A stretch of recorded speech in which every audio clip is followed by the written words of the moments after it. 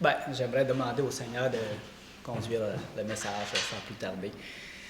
Gloire te soit rendue, Seigneur, pour ta présence au milieu de nous, pour ta direction, pour ta parole aussi, Seigneur.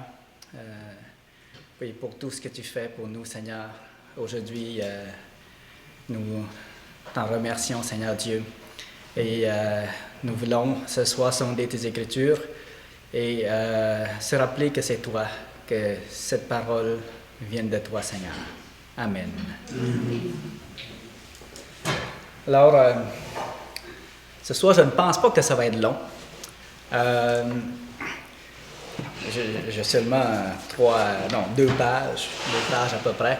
Mais en tout cas, ce que j'aimerais faire avec vous, c'est j'aimerais parler des enseignements de Dieu. Plus précisément, là, nous allons voir plusieurs versets. Et puis, à travers ces versets-là, ce que je vais tenter de faire, c'est de vous transmettre cette idée-là, le sentiment que j'ai, que ces enseignements ne peuvent venir d'un homme, mais de Dieu seul. Ça va être l'idée principale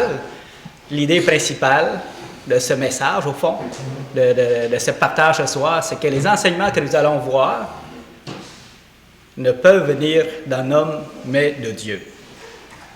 Alors, dans la parole de Dieu, il y a plusieurs aspects. Il y a plusieurs... moi, personnellement, tout me fascine dans la parole de Dieu. Entre autres, quand on parle des enseignements sur le salut éternel, hein, c'est fascinant de lire ça. Les histoires dans la Bible sont fascinantes parce que Dieu a accompli de grandes choses à travers son peuple, à travers ses serviteurs. Donc, c'est quelque chose de fascinant. Puis de voir comment que le Seigneur conduit son peuple, c'est fascinant aussi. Les promesses, quand on parle des promesses qu'il y a dans la parole de Dieu, eh bien, c'est fascinant ça aussi. On ne peut pas rester indifférent à ça. Les prophéties, c'est quelque chose de merveilleux aussi. Écoutez, quand on lit les prophéties de la parole de Dieu, surtout ceux qui se sont accomplis, qu'on a vu qui sont accomplis, mais on sait que les meilleurs sont à venir encore, hein? Quand on parle de l'enlèvement, quand on parle du millénium, quand on parle de la nouvelle terre, la nouvelle Jérusalem, tout ça, eh bien, c'est fascinant, ça. Tout ça, c'est fascinant. Et quand on parle des miracles, la parole de Dieu est remplie de miracles. Quelqu'un qui a soif des phénomènes extraordinaires, eh bien, il devrait se plonger dans la parole de Dieu et voir justement les œuvres grandioses que le Seigneur a faites. Et c'est plus grandiose que n'importe quel film de conte de fées, finalement. Donc, la parole de Dieu est riche dans tout cela. Et moi, personnellement, c'est tous des éléments qui viennent m'accrocher, qui viennent me chercher. Et je trouve ça beau. Sans parler des proverbes, des psaumes, et ainsi de suite. Toutes ces choses-là qui nous interpellent. Mais ce soir, je vais vous parler des enseignements qui sont dans la Bible, qui, à première vue, qui semblent être plus terre à terre, un peu plus terre à terre. Mais, même s'ils sont terre à terre, on va voir tout de même qu'ils sont hors du commun. Ils sont hors du commun et qu'ils dépassent de loin la nature et le moral de l'homme. Et par conséquent, ces enseignements-là, quand on se met à y penser, ils ne peuvent venir d'un homme. La pensée principale, c'est ça, ce que j'aimerais vous partager, c'est que la chair et le sang ne peuvent enseigner ces choses-là. La chair et le sang ne peuvent enseigner ces choses-là. Vous savez, quand on parle des enseignements sur le salut, les histoires qu'il y a là-dedans, les promesses, les prophéties, les miracles, tout ça, en quelque part, ça prend la foi pour vraiment profiter de ces paroles-là, de ces promesses-là. Ça prend la foi pour en saisir le sens, si vous voulez. Mais pour ce qui est des enseignements qui sont terre à terre, ça ne prend pas nécessairement la foi pour voir que c'est des enseignements qui sont quand même spéciaux et que ça ne peut pas venir d'un homme, mais de Dieu. Ça prend un peu de discernement pour les voir, pour voir que c'est des enseignements qui sont spéciaux. que ça ne vient pas d'un homme. Puis pour moi, quand je lis ces choses-là, avant d'y aller dans les premiers versets, pour moi, c'est comme une preuve que la parole de Dieu, c'est la parole de Dieu. Ça vient de Dieu. La Bible, c'est la parole de Dieu. Quand je m'attarde à ces petites choses-là, qui sont parfois subtiles, mais que c'est manifeste que c'est Dieu qui nous enseigne ça. Comme premier verset, nous allons lire dans 1 Pierre, chapitre 2, le verset 18.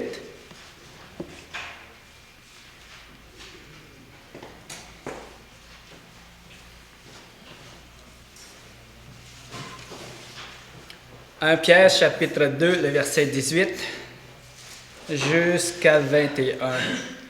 Donc, ça dit ceci, « Serviteurs, soyez soumis en toute crainte à vos maîtres, non seulement à ceux qui sont bons et doux, mais aussi à ceux qui sont d'un caractère difficile. Car c'est une grâce que de supporter les afflictions par motif de conscience envers Dieu quand on souffre injustement.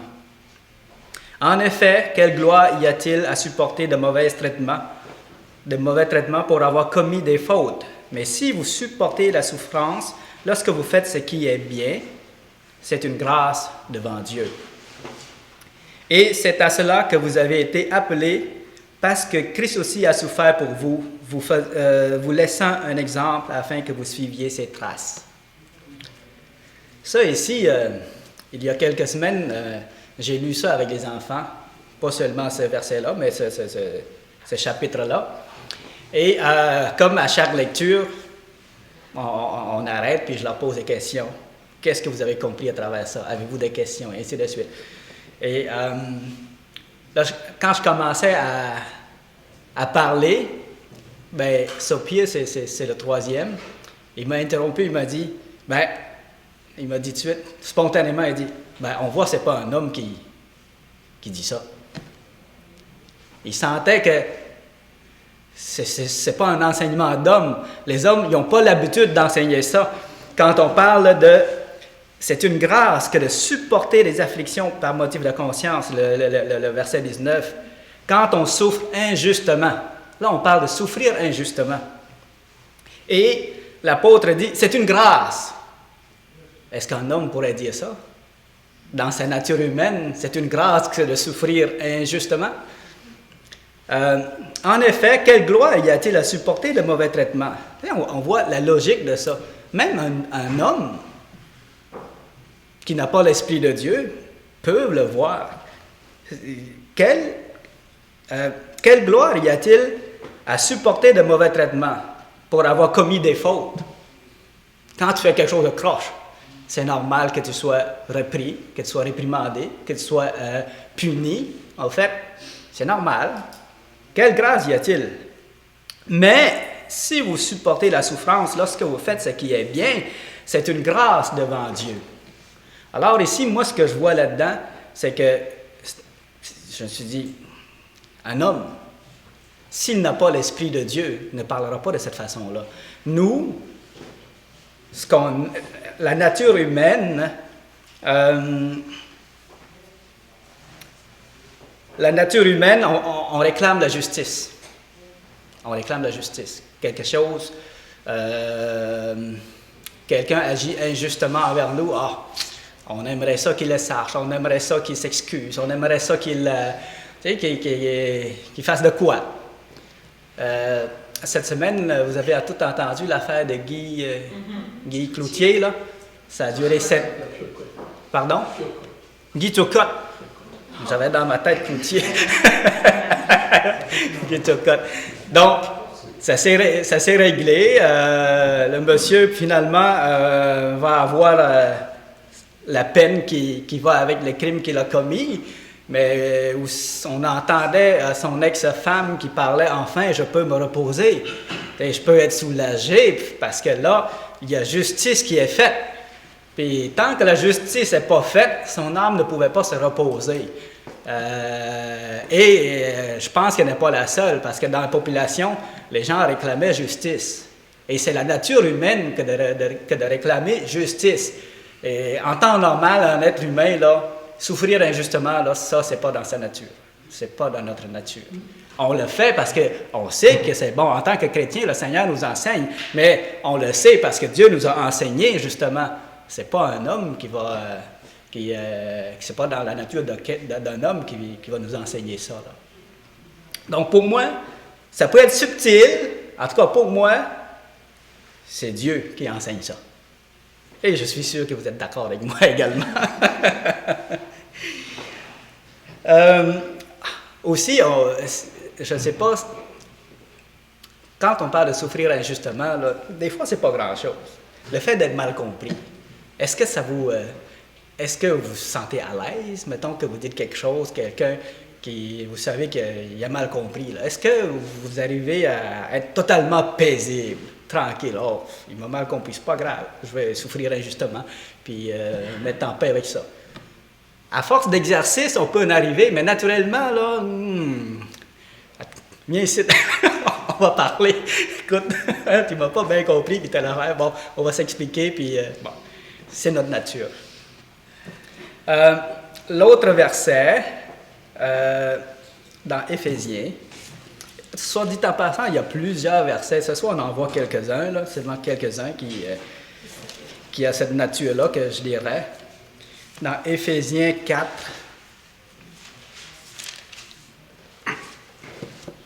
« 29, qu'il ne sorte de votre bouche aucune parole mauvaise, mais s'il y a lieu, quelques bonnes paroles qui servent à l'édification et communiquent une grâce aux yeux à ceux qui l'entendent. » OK, ici, là, qu'il ne sorte de votre bouche aucune parole mauvaise. Un homme aurait-il à cœur ou un standard aussi élevé pour enseigner ça? Pour dire aux gens, écoutez, là, c'est important qu'il ne sorte de votre bouche aucune parole mauvaise. Est-ce qu'un homme aurait à cœur et un standard aussi si élevé que ça pour donner cette instruction-là au monde?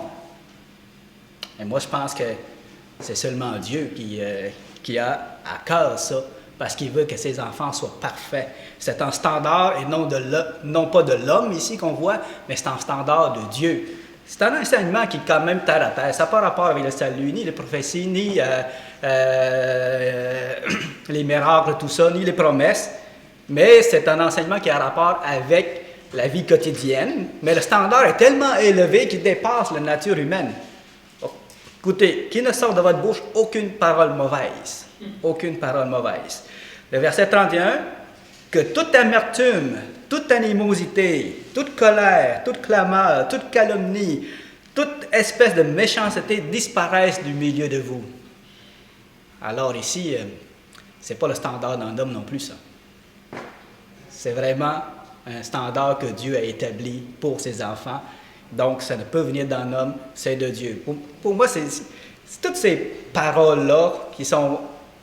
Ça devient comme une preuve manifeste qui vient appuyer que ces enseignements-là, c'est Dieu qui les a dit et non pas...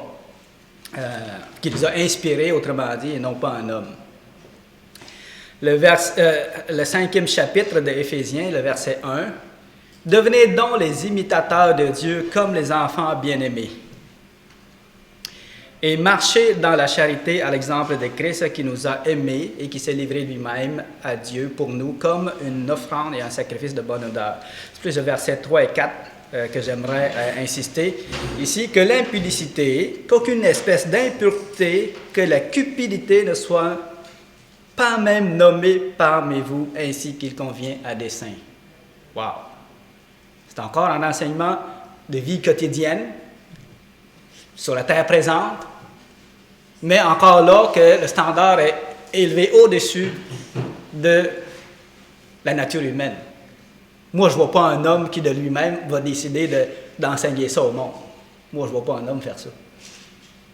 Ce n'est pas dans sa nature. C'est pas dans sa nature. Qu'on n'entende ni paroles déshonnêtes, ni propos insensés, ni plaisanteries, choses qui sont contraires à la bienséance, qu'on entende plutôt des actions de grâce. Merci Seigneur. Merci Seigneur pour ta parole, qui sont pures, qui sont hors de notre portée, mais grâce à toi, on les comprend et on veut les mettre en pratique. Et on voit encore là, c'est pas un homme qui peut enseigner ça. C'est pas un homme. Après ça, le verset 8. Autrefois, vous étiez ténèbres, maintenant vous êtes lumière dans le Seigneur. Marchez comme des enfants de lumière. Hein? Car le fruit de la lumière consiste en toutes sortes de bonnes œuvres de justice et de vérité. Bon, c'est pour compléter cette série de versets.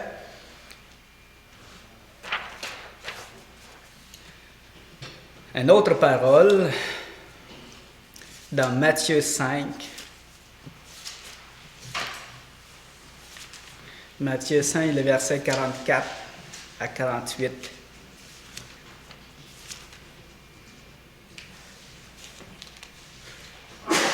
Ça dit ceci. Matthieu 5, le verset 44 à 48.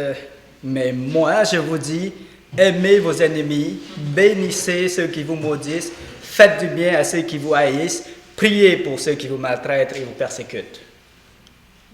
Déjà là, je connais un peu les philosophes qu'il y a dans le monde. Il y en a qui sortent des proverbes, il y en a qui sortent des dictons, il y en a qui sortent des pensées comme je pense, dont je suis, et ainsi de suite. Mais jamais un homme va de sa propre sagesse enseigner une telle chose. Aimez vos ennemis, bénissez ceux qui vous maudissent, priez pour ceux qui vous maltraitent et vous persécutent. C'est pas dans la nature humaine, ça. Nous, on aime ceux qui nous aiment. Ceux qui sont indifférents, ben, on va être indifférents aussi. Dans notre nature, je parle, dans notre nature humaine. Et ceux qui nous détestent, ben, moi aussi. Œil pour œil, dent pour dent. C'est ça la nature humaine. 45. Afin que vous soyez fils de votre Père qui est dans les cieux, car il fait lever son soleil sur les méchants et sur les bons, et il fait pleuvoir sur les justes et sur les injustes. Cette parole aussi, me semble, on voit la sagesse dans cette parole-là, que je me dis, non, jamais que je pourrais entendre un homme de son propre chef enseigner ça. Il fait lever son soleil sur les méchants comme sur les bons. Il fait pleuvoir les justes sur les justes comme sur les injustes. Si vous aimez seulement ceux qui vous aiment, quelle récompense méritez-vous? Il y a une logique à ça, une logique même humaine. C'est juste que le standard n'est pas humain. Une logique humaine. Si vous aimez seulement ceux qui vous aiment, quelle récompense méritez-vous? C'est vrai. Vous n'avez pas besoin de foi pour comprendre ça. Vous n'avez pas besoin de la foi pour comprendre ça. Les publicains aussi n'agissent-ils pas de même? Et si vous saluez seulement vos frères, que faites-vous d'extraordinaire? Même les méchants seraient d'accord avec ça. Seraient d'accord avec une parole comme ça. Mais c'est tellement sage, c'est tellement... le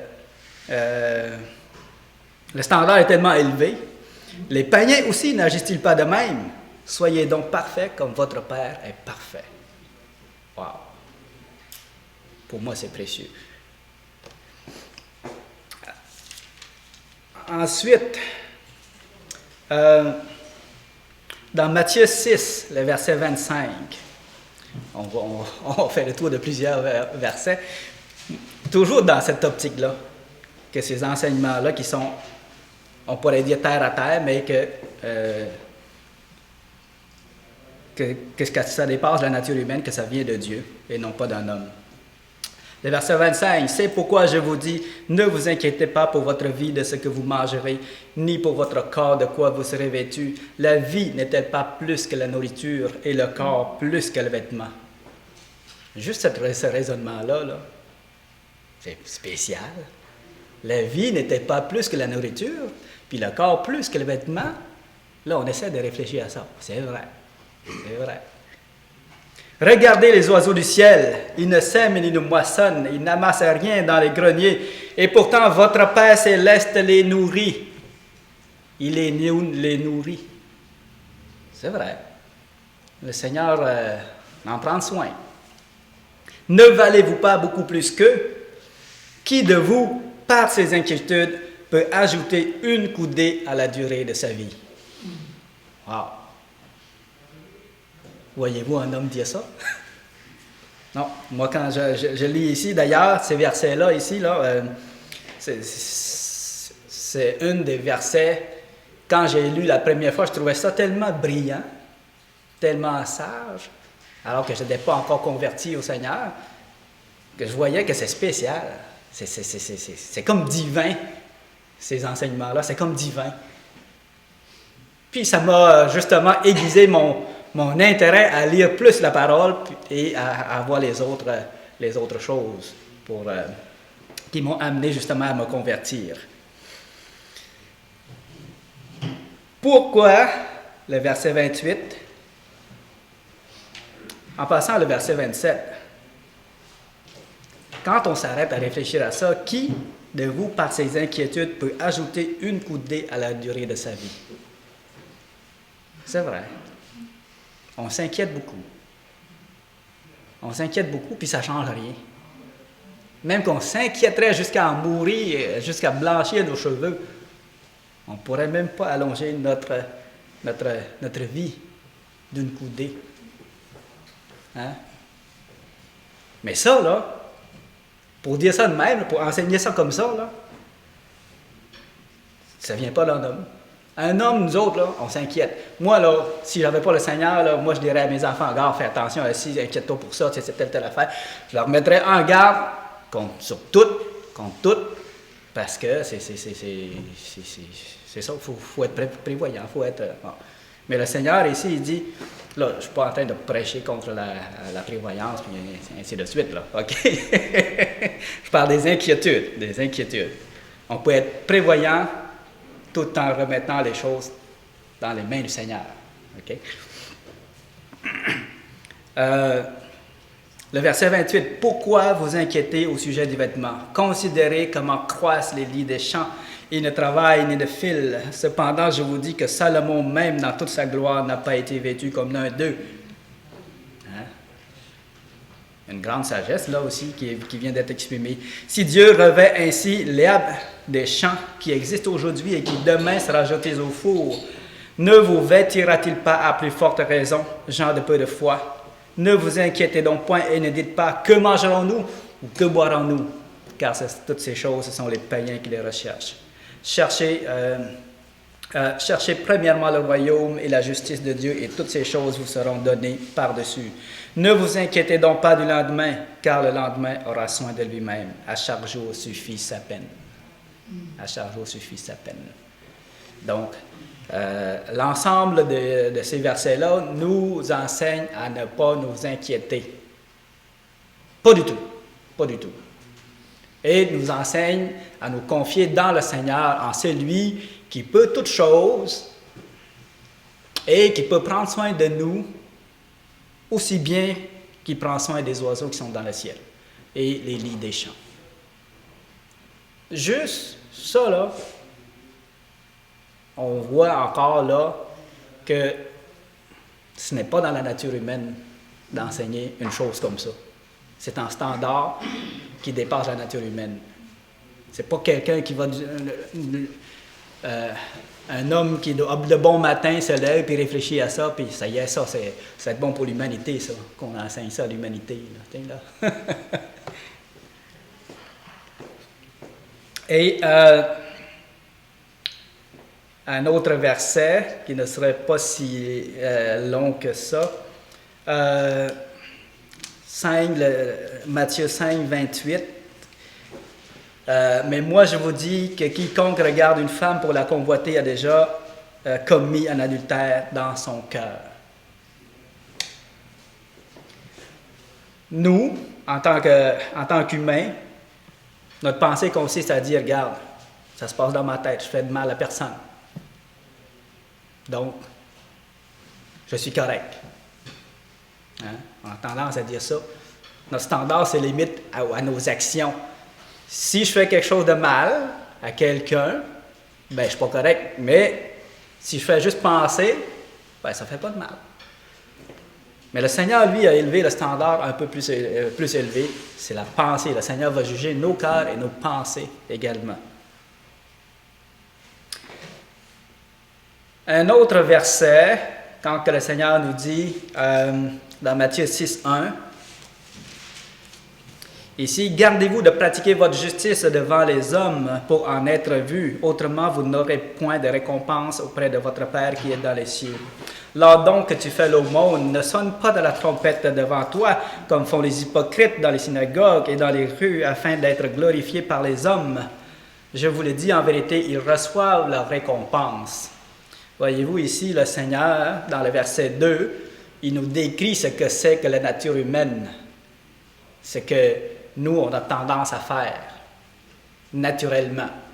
Mais là, au verset 3, il va donner un standard qui dépasse ça. Il dit, « Mais toi, quand tu fais l'aumône, que ta main gauche ne sache pas ce que fait ta main droite. » Ah, tiens, c'est curieux ça. Il faut vraiment faire abstraction de mon bienfait, autrement dit. Là. Et ça, à mon sens, ça ne vient pas d'un homme. Ça vient pas d'un homme.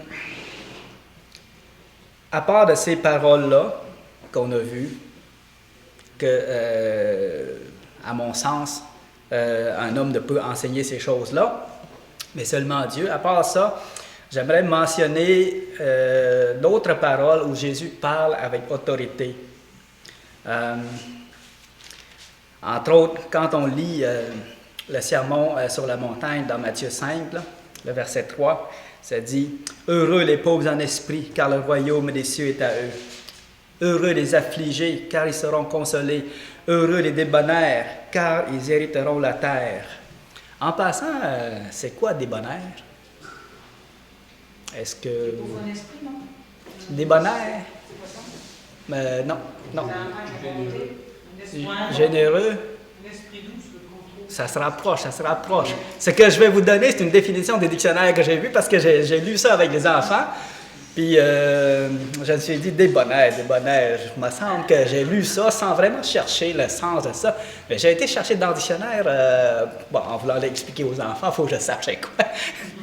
Puis le dictionnaire, ça dit être bon jusqu'à la faiblesse. C'est ça que ça dit. Bonasse, finalement. Ouais, ça pourrait être ça. Être bon jusqu'à la faiblesse. Tellement bon là, que ça devient comme une faiblesse. Hein? Heureux les débonnaires, car ils hériteront la terre. Heureux ceux qui ont faim et soif de la justice, car ils seront rassasiés. Heureux les miséricordieux, car ils obtiendront miséricorde. Heureux ceux qui ont le cœur pur, car ils verront Dieu. Heureux ceux qui procurent la paix, car ils seront appelés fils de Dieu. Vous savez, on peut continuer là, dans cette lignée-là, mais pour parler de même, là, c'est pas n'importe qui peut parler de même.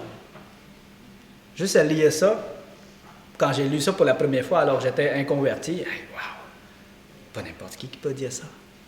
Ça prend vraiment quelqu'un qui a l'autorité céleste pour dire ça, parce que c'est des choses qui ont rapport avec le royaume des cieux. Avec le royaume des cieux. Tantôt, on était comme dans les enseignements plus terre à terre, mais là, on est comme dans les paroles qui touchent le royaume des cieux, le royaume à venir. Et ça prend l'autorité céleste pour dire ça, pas n'importe qui. Dans Matthieu 10, le verset 42, ça dit ceci, « Celui qui donnera un verre d'eau à un seul de ses petits, je vous le dis en vérité, il ne perdra pas sa récompense. » Ça, là, c'est encore une affirmation que ça prend vraiment l'autorité céleste pour dire ça. Au jour du jugement, dans Matthieu 12, le verset 36, « Je vous le dis en vérité, au jour du jugement, les hommes rendront compte de toute vaine parole qu'ils auront proférée. Car par tes paroles, tu seras justifié et par tes paroles, tu seras condamné. » Encore là, une parole d'autorité, que c'est vraiment, il faut être investi de l'autorité de Dieu pour pouvoir dire une chose comme ça. Bon, il y a plein d'autres versets, là, comme je suis le pain de vie, celui qui vient à moi n'aura jamais faim, celui qui croit en moi n'aura jamais soif, je suis la résurrection et la vie, celui qui croit en moi vivra quand même, il serait mort. Donc, tout cela, tous ces versets-là, qui en rapport plus avec le royaume à venir, ben, ça prend de l'autorité du Père pour dire ces choses-là. Pour conclure, j'aimerais vous rappeler ces deux paroles-là dans Jean 7, 47, quand les huissiers qui étaient chargés de saisir le Seigneur dans le temple et les amener devant les autorités, ils sont revenus bredouilles et on leur demande « Pourquoi ne l'avez-vous pas arrêté? » Là, les huissiers, ils leur répondent « Jamais homme n'a parlé comme cet homme. » Jamais homme n'a parlé comme cet homme. Je ne sais pas la première fois que vous avez lu la Bible, mais cette parole-là, là, moi, personnellement, là, elle rejoint tout à fait mon cœur. C'est ce que je ressentais. C'est la même chose. Je ressentais ce que les huissiers ont ressenti. Quand je lisais ça, les évangiles pour la première fois, dans ma tête, là, inconsciemment, là, jamais homme n'a parlé comme cet homme. Parce que justement, c'est pas un homme. Ben, c'est un homme, là. Mais il est Dieu aussi. Il est Dieu aussi. Et ce n'est pas des enseignements d'hommes qu'il est venu nous donner. C'est des enseignements de Dieu, dont les standards sont élevés aux standards de Dieu. Alors, évidemment, on a ressenti que c'est pas un homme qui peut dire ça. Jamais homme n'a parlé comme cet homme. Et aujourd'hui, en lisant la parole de Dieu, partout, en tout cas, je peux dire la même chose que les huissiers. Jamais homme n'a parlé comme cet homme. Oseriez-vous insinuer que quelqu'un a écrit la Bible de son propre chef, qui a inventé tout ça? Quand on regarde tout ça, là, celui qui dit ça, c'est parce qu'il ne l'a pas lu, il n'a pas réfléchi, il n'a pas discerné. C'est ça, il cherche une excuse. Mais mets-toi à lire, mets-toi à réfléchir, puis tu vas voir que un homme ne parle pas de même. Un homme, ça ne parle pas de même. C'est Dieu qui parle.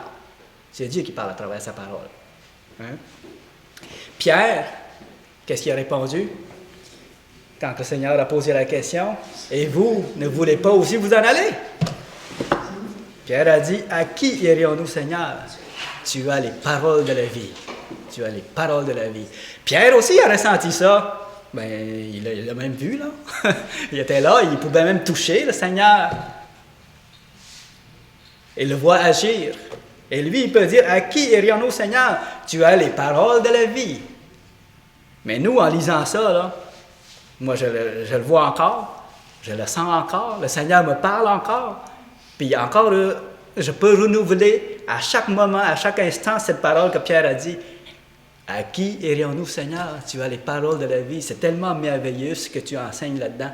C'est tellement grand, c'est tellement vrai. Si seulement les hommes oseraient se plonger là-dedans un peu plus, au lieu de critiquer sans le savoir, sans le goûter.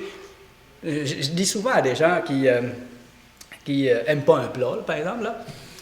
Ils disent « Ah, moi, ça, j'aime pas ça. C'est pas bon. Mais tu l'as-tu goûté? » Non. Ah, ben là, viens pas me dire que t'aimes pas ça, tu l'as pas goûté. Goûte, puis après ça, tu me diras. Puis je m'astinerai pas, là. Les goûts, ça se discute pas, je m'astinerai pas. Mais t'as tort de dire que t'aimes pas, que c'est mauvais, alors t'as pas goûté à ça. T'as tort. Logiquement, philosophiquement, mets-toi à débattre avec n'importe quel philosophe. Si t'as pas goûté, t'as pas raison, c'est pas logique de dire que t'aimes pas ça. Goûte avant. Là, tu pourras parler en connaissance de cause puis dire hey, ouais, je l'ai goûté, mais c'est pas bon. Ouais, là, tu pourras parler un peu plus en connaissance de cause. Mais la parole de Dieu, c'est pareil. Il y a plein de monde qui dit que ça, là, c'est dépassé. Ça, là, c'est des enseignements anciens, c'est pas vrai, ça a été inventé, c'est écrit par un homme, puis c'est toutes sortes de choses. On leur demande, l'as-tu lu? Non. Non. Elle commence par lire. Ouais, mais il y a des chiens qui me disent que t'as telle affaire. Ouais, mais là, c'est les gens qui te disent, puis ils disent pas tout. Puis ils disent ce que tu veux entendre des fois. Ils disent ce que les autres veulent dire aussi. C'est pas l'exact, de ce qui est écrit là-dedans. Plonge tes regards là-dedans, sonde par toi-même. Tu pourras en juger, puis là, ça va être ton opinion, et non pas l'opinion d'un autre. Hein?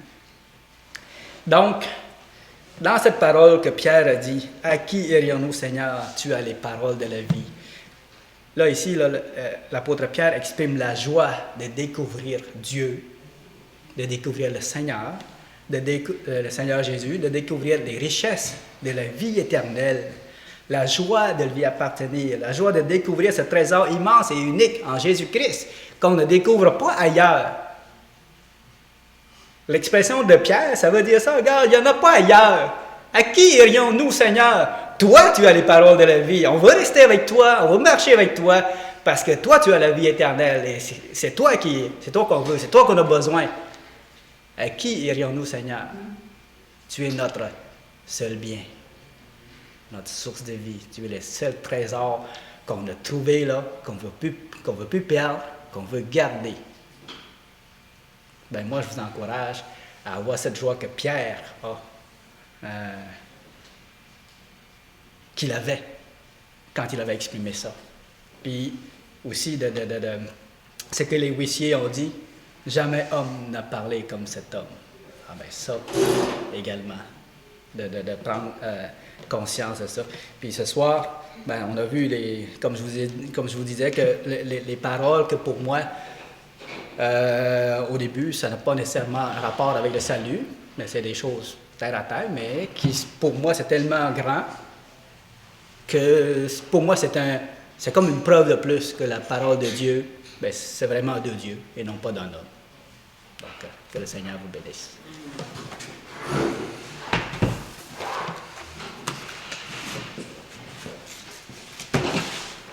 Jamais homme n'a parlé comme cet homme. Non, mais ça me rappelle que les premiers temps, moi aussi, quand j'ai lu la parole, quand j'arrivais dans les évangiles, quand Jésus disait « en vérité, ça me réjouissait tellement juste de lire ça. Hey, il dit 2 fois. Il faut vraiment considérer qu'est-ce qu'il est en train de dire à 2 reprises. En vérité. C'était tellement solennel ce que Jésus est en train de dire. Et en écoutant Cossade, je me suis dit, il n'y a aucun, si vous avez remarqué, il n'y a aucun, je ne sais pas comment les appeler, là, ceux qui ont parti des religions, je m'en vais le dire comme ça, il n'y a personne parmi eux autres qui ont dit des choses comme que Jésus a dit.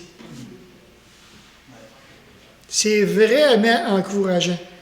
C'est la parole, elle vient de Dieu. Puis Jésus lui-même, il l'a dit, hein, je vous l'ai dit comme le Père me les a annoncés. Il me dit ça de même. C'est extraordinaire d'avoir la parole de Dieu, la pensée de Dieu. En tout cas, que le Seigneur bénisse sa parole dans nos cœurs. Sans plus tarder, on va faire un beau petit rond.